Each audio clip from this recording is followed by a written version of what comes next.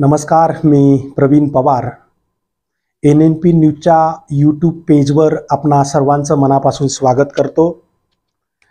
Satana merchant cooperative बँकेची पंचवार्षिक निवडणुकीची रणधुमाळी सध्या अतिशय जोरात सुरू आहे.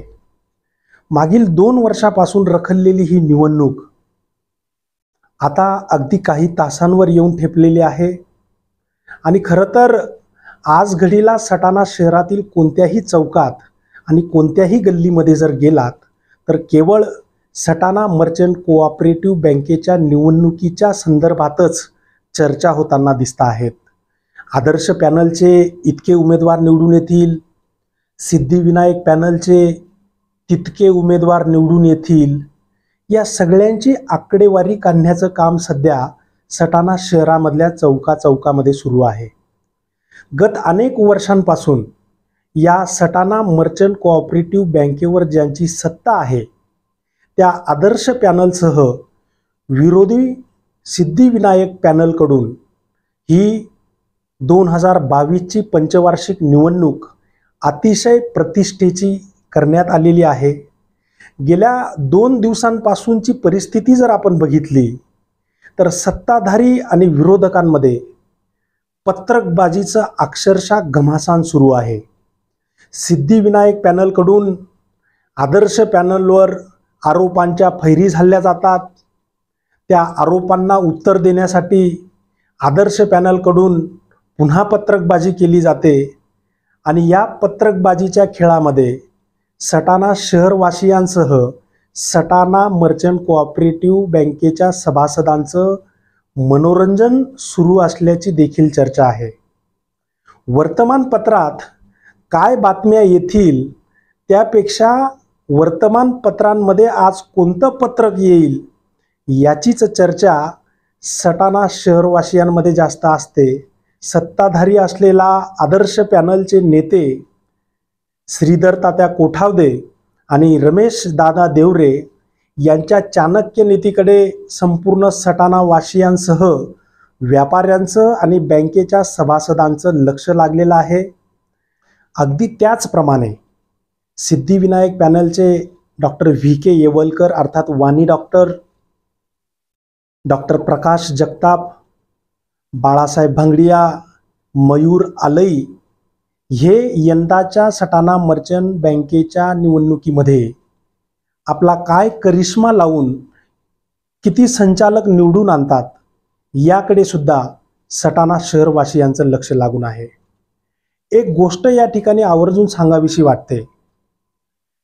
सिद्धिविनायक पॅनल असेल किंवा आदर्श पॅनल असेल, या दोन्ही पॅनलच्या प्रचाराचा शुभारंभ संत शिरोमणी देव मामलेदार यशवंतराव महाराज यांच्या मंदिरामध्ये करण्यात आला होता.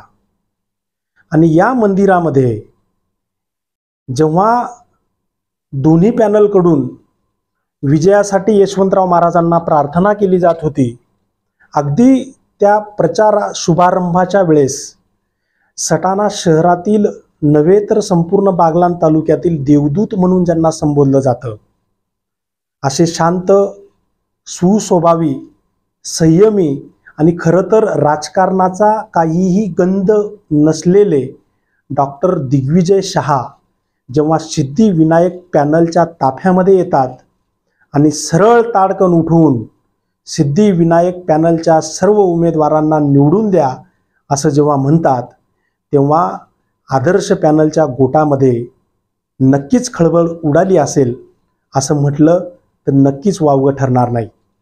मात्र तरीसुद्धा आदर्श पॅनलला गेल्या अनेक वर्षांपासून असलेला विजयाचा विश्वास, त्यांची प्रचार यंत्रणा, त्यांचं नियोजन आणि यंदाच्या पंचवार्षिक निवडणुकीमध्ये सुद्धा सिद्धिविनायक पॅनलकडून सुद्धा अगदी त्याच प्रकारे व्यूहरचना आखण्यात आल्याचं आपल्याला दिसतं आहे. एकंदरीत सटाणा मर्चंट बँकेच्या पंचवार्षिक निवडणुकीमध्ये जात फॅक्टर हा देखील एक महत्त्वाचा घटक आहे. सटाणा मर्चंट कोऑपरेटिव्ह बँकेच्या सभासदांच्या आकडेवारीवर जर नजर टाकली तर एकूण 8,404 मतदार आहेत. त्यापैकी पुरुष मतदारांची संख्या 5,983 तर स्त्री मतदारांची संख्या 2,215 इतकी आहे. सटाणा शहरामध्ये एकूण 5,000च्या जवळपास मतदार आहेत. त्या पाठोपाठ नाशिक शहरामध्ये 700 मतदार आहेत आणि या 700 मतदारांना आकर्षित करण्यासाठी सिद्धिविनायक पॅनल आणि आदर्श पॅनलकडूनही मेळाव्यांचं आयोजन करण्यात आलं. या पॅनलच्या मेळाव्यासाठी गर्दी जास्त होती, त्या पॅनलच्या मेळाव्यामध्ये गर्दी कमी होती, असे सुद्धा आरोप प्रत्यारोप पॅनलमध्ये झाले. मात्र कोण कोणत्या पॅनलसोबत आहे हे येणाऱ्या 19 तारखेला मतपेटीमध्ये बंद होईल आणि 20 तारखेला गुरुप्रसाद मंगल कार्यालयामध्ये सकाळी 8 वाजल्यापासून जेव्हा मतमोजणीला सुरुवात होईल तेव्हा आदर्श की सिद्धिविनायक हे लवकरच समजणार आहे. जात फॅक्टर सटाणा मर्चंट कोऑपरेटिव्ह बँकेच्या निवडणुकीमध्ये निर्णायक ठरतो. जातनिहाय मतदानाची जर आपण आकडेवारी बघितली तर सटाणा मर्चंट कोऑपरेटिव्ह बँकेच्या एकूण मतदानापैकी 3,000हून अधिक वाणी समाजाचे मतदार आहेत. त्या पाठोपाठ 2,300च्या आसपास मराठा समाजाचं मतदान आहे. तिसऱ्या क्रमांकावर मारवाडी समाजाचा नंबर लागतो आणि इतर म्हणजे जवळपास 3,000 मतदान हे इतर समाजाचं आहे. आणि यंदाच्या 2022च्या निवडणुकीच्या उमेदवारांचा अभ्यास जर आपण केला तर सर्वसाधारण गटामध्ये एकूण 12 उमेदवार निवडून द्यायचे आहेत. सिद्धिविनायक पॅनलचे 12, आदर्श पॅनलचे 12 असे 24 उमेदवार निवडणुकीच्या रिंगणामध्ये उभे आहेत.